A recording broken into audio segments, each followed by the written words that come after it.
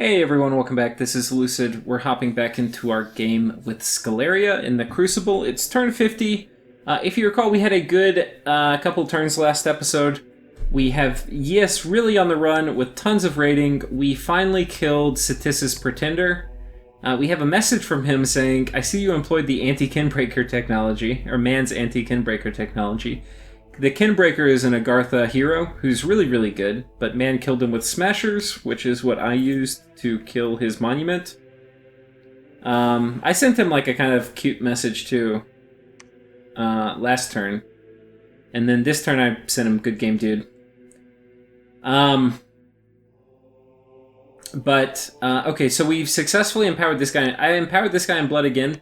Because last episode I was telling you I'm going to get my Ring of Sorcery, which actually really helps with blood access. That being said, I'm going to get it later than I thought, because I'm going to empower this guy this turn. So he'll be Astral 4, and then he'll be Astral 6, but then I'm going to have to get another 60 gems, which won't be that long, but it'll be a few turns. And I'm basically going to just sit around and wait until I can get that Ring of Sorcery forged and then put it on this guy. And I'm going to have other things I want to do with that. Point being, we're going to go ahead and empower this guy in Blood. Now, it's risky now because you really can get horror marked pretty good when you do a Blood empowering. But I'm twice born, so anyway, not super worried about it. We're going to go ahead and do it. After that, next turn, I can... If I have a really good Blood Harvest, I can probably get my... Okay, it's probably 2 turns. Because... Curse of Blood, I have it researched now, but it's 77. So I'd have to get 25... Oh no, 35? Yeah, I'm not going to get 35 Blood Slaves. Yeah, it's theoretically possible, but it's not going to happen. Maybe if my freaking Blood Hunter didn't die earlier. But anyway... Yeah, so that was the empowering in Blood. Revive King, Dire Portent. Okay, Abyssia has cast a spell. Purgatory, how about that? So I guess this is... If you're playing an Undead Nation, this is a pretty significant spell. How this spell works is every candle gives you a 10% chance to get hit by a 15 fire armor-piercing attack, I think. So... I think there's a tiny chance you could... No, I don't think there is. I had some troops get hit this turn by it. This is my current turn, by the way. 1 unit were wounded and 8 were killed. I don't know where I'm in his dominion. It must be here. I think this... One of these provinces is his... Okay.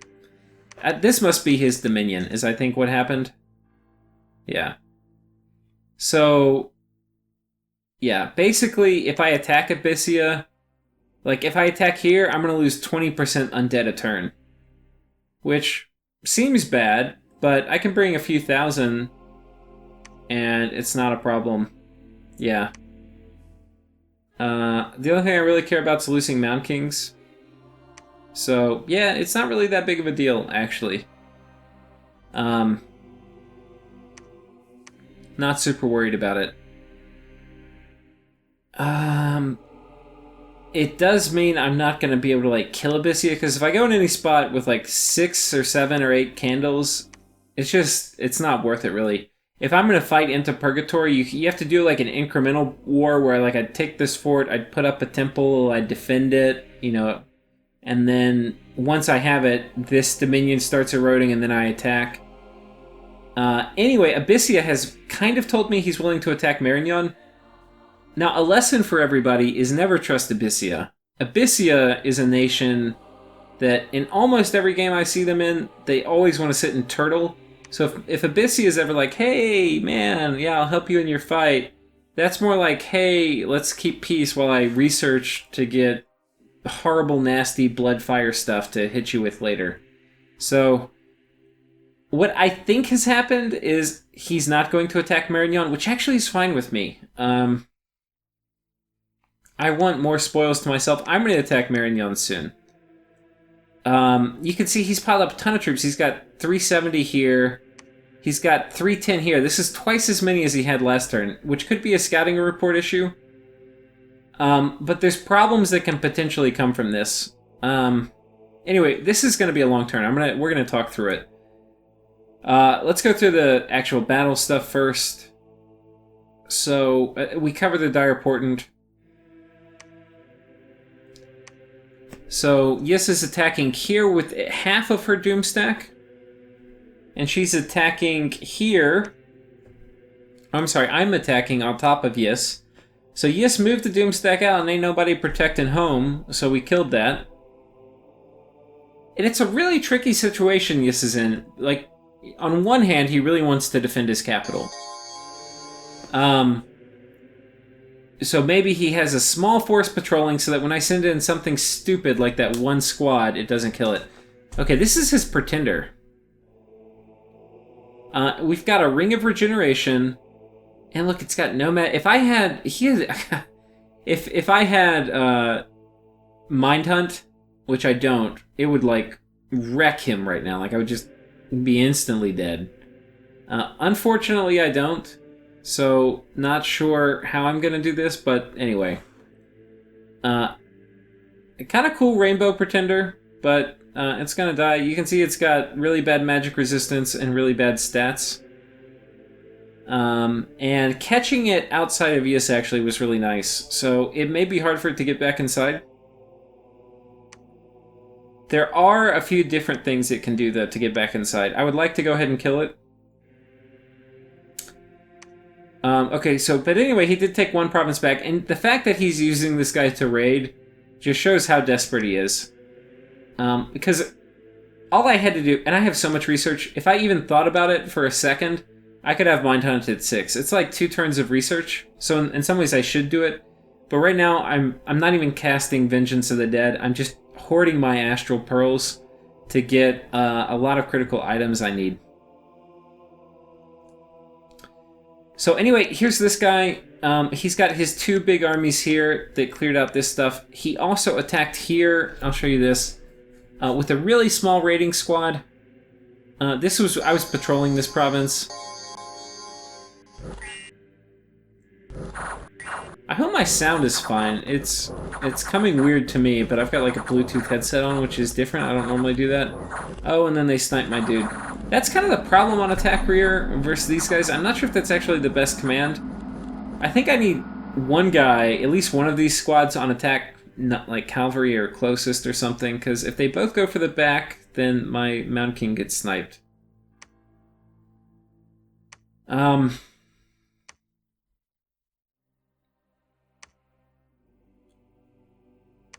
For events, more bad events.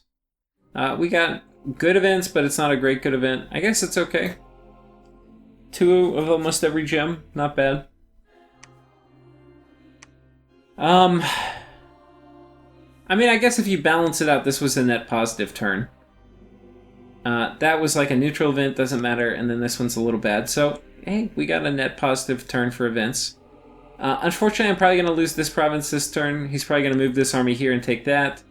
What I expect, because I've got this fort cracked now, and cracked with an army that can take it, mind you, he'll be able to see that in the description of this army that I've got this Grand Thaumaturg there, so he knows I will go in if given the opportunity.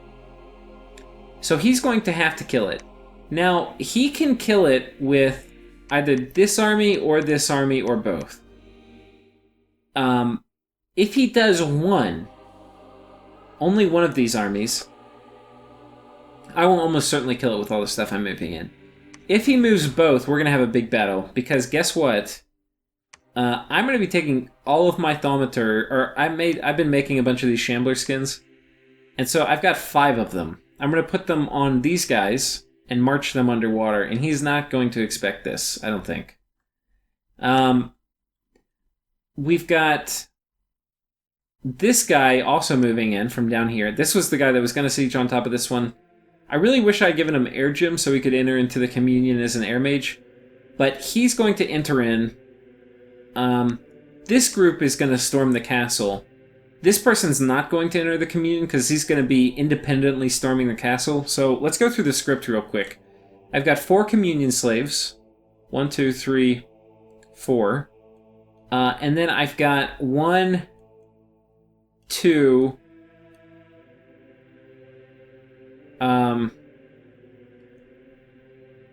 3 masters. And because my masters are higher levels and different paths than my communion slaves, there's an extremely good chance that we kill my communion slaves. Which is unfortunate. We don't like doing that, but we're probably going to. Depending, especially if this is a long battle. But it's a small price to pay to win a big battle. Really all I'm going to be losing is the Shambler skins. And the script I've got, this guy's going to be coming in. We're going to be doing... he's bringing some air gems. He can't use them, but that's in case I win. I can give them to the air mage and he can go do other stuff. He's going to be doing Communion Master, and then Life After Death is the big thing.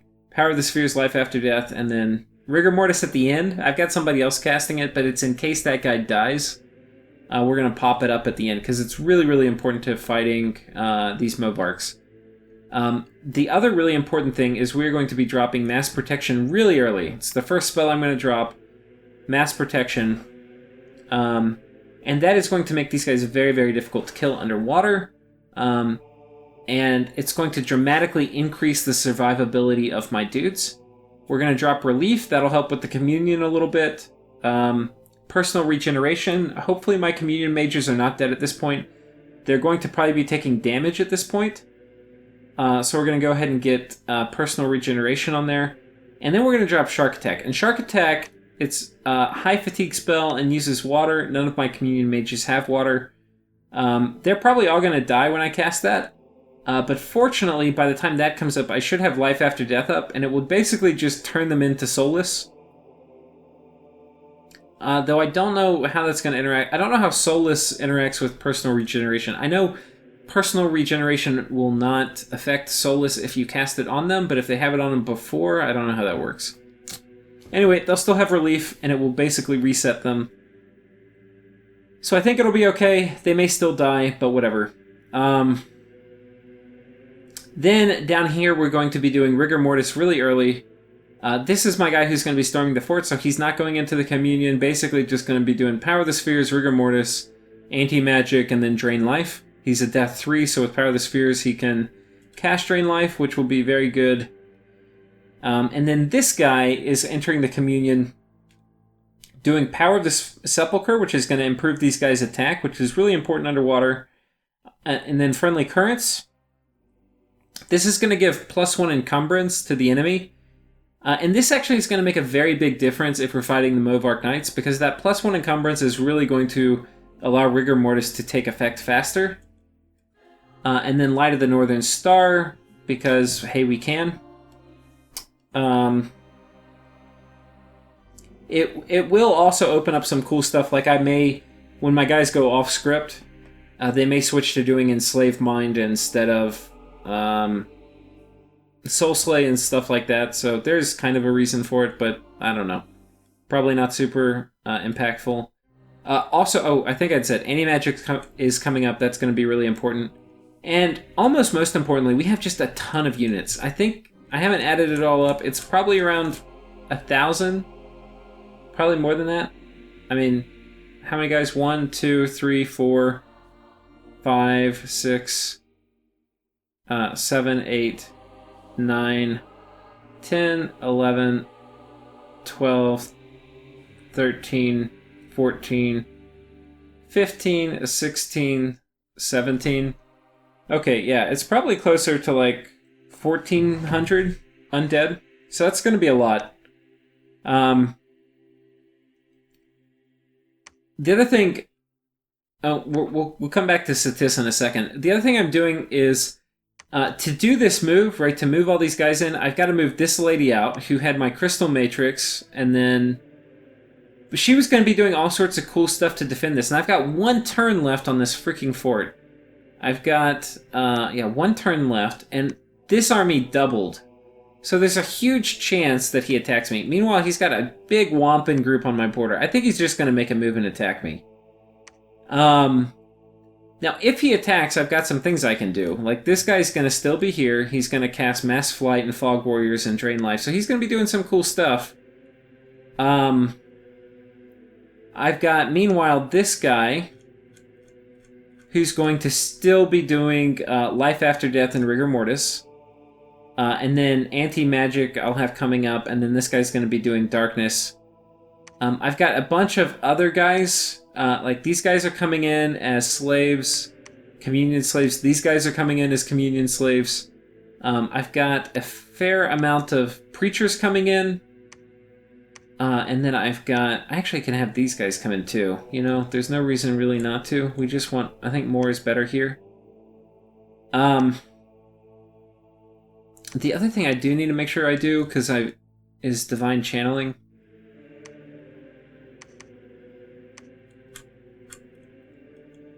Because we should be able to cast that.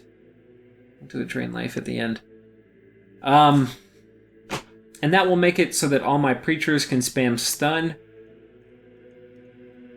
I have a lot of my guys on hold and attack. Where are these guys? We're going to go ahead and give... Whoa, shit. I keep hitting G instead of H. It happens almost every turn. Hold and attack, hold and attack, hold and attack. I'm not even going to bother to spread these guys out. Now, there's one huge thing that I'm missing, and it could all be averted if I just didn't send this guy in.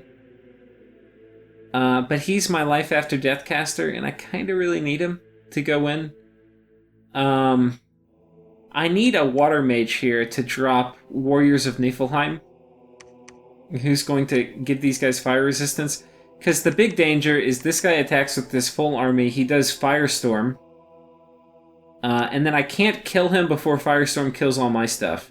And I don't have this guy to do Elemental Fortitude or Warriors of Niflheim. So, kind of in trouble if that happens. Yeah, I'm probably going to be screwed. The only real saving grace is I can potentially snipe his mages.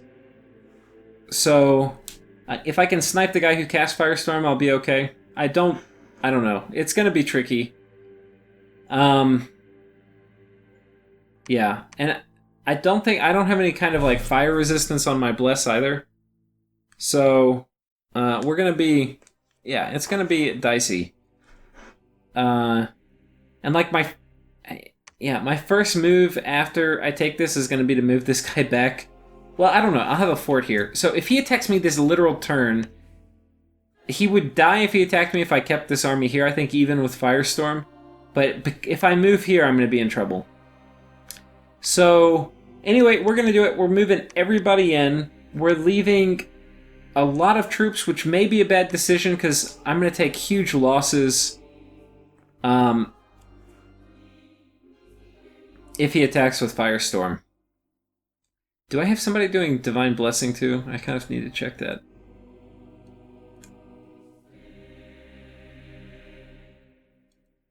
Divine Channeling. I don't see Divine Blessing coming out yet. We'll go ahead and put it on this guy. Wait, he can't do Power of the Spheres?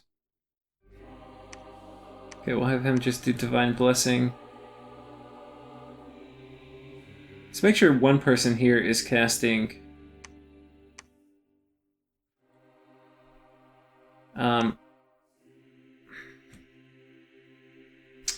somebody here casting...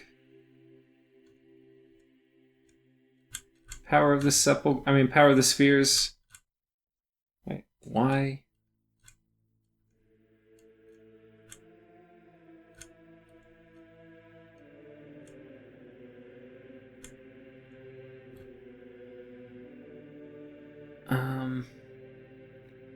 I don't see it yet. I think we might get this guy to cast it.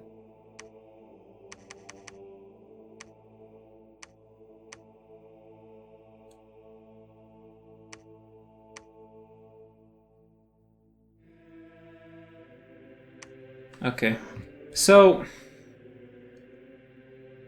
this is going to be risky. I think, yeah, I don't know. If he attacks, I have no idea how this battle will go. If he doesn't put up Firestorm, I'm going to win the battle. If he does put it up, I'll probably lose, but I think I'm going to kill a lot of his stuff. If he does Firestorm plus like Armies of Lead, then I'm obviously going to be in a big in big trouble. But we'll see. We'll see. So that is most of it. I'm going to come over here to Cetis real quick. So you can see we got him down to 3 candles. He was at 7 the turn before. So we got 4. And then the math is these guys are going to have a 60% chance to preach down Dominion apiece, minus, in this case, 15%. So it will be 45. So basically, almost every 2 should get a candle. And you can see I've got about 15 guys here preaching. So we should be like +3 my Dominion this turn, and so that should kill him. So anyway, I'm sending a message to him, good game, because that should do it. And then I've got one guy going in. I think this, I can't remember turn sequence. I think this will happen before the Dom kill. So I think this guy will actually fight an army, and then next turn I will have to go in again, which is fine. There's a chance this guy could die too, but whatever.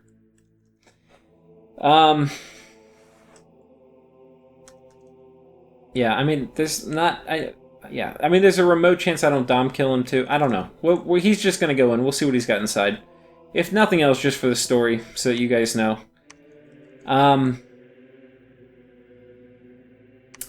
And yeah, this guy who's on top of Yes is going to come down here. I'm figuring this guy, this Pretender, has a couple moves. He could, 1, try to move back in his cap. He could, 2, try to move here, which may or may not be safe. This would probably be his safest move. If he tries to move in his cap, what's going to happen is I'm going to move down here, and I think that I'll be able to catch him in this province. Another safe move is potentially put a shit ton of PD here, but he doesn't have any money, so he's probably not going to do that. Another move is say, hey, oh, screw it, I'm going to keep raiding, and then he moves down here. In which case I'm going to catch him with a big army. So if he moves in here and the battle takes place on top of his cap and he brings in reinforcements, he'll be fine. But if there's like 1 or 2 PD here and then this guy moves down here and attacks him, I think I'll be able to kill him. But we'll see. I mean, he can buff up a lot. It's possible he wins. But this will also take place if we fight in this province in darkness. Which is just fine by me. But yeah, he's what's his buff sequence? Probably like Iron Skin, Templar Flesh, Earth Power, Personal Regeneration. I mean, that'll be hard to kill, but I think actually with...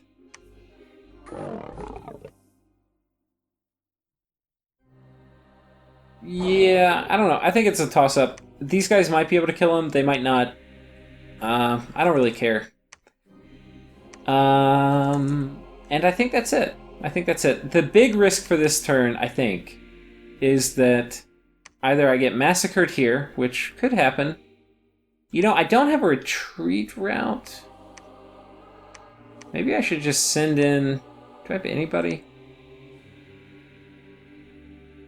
Well, we'll keep patrolling. Okay, I could also... I mean, this would be bad too. If he wins this fight, and Marignan attacks me, and he sends some people to cut off this... Yeah, I think we're going to send it. I want a retreat route. I'm going to have a lot of items invested.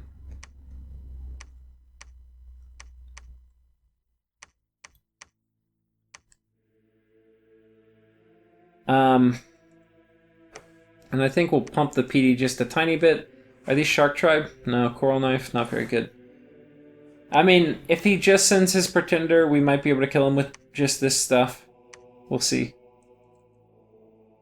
But I do want a retreat route. Worst case is I lose this fight, and I lose this, and he cuts off my retreat route.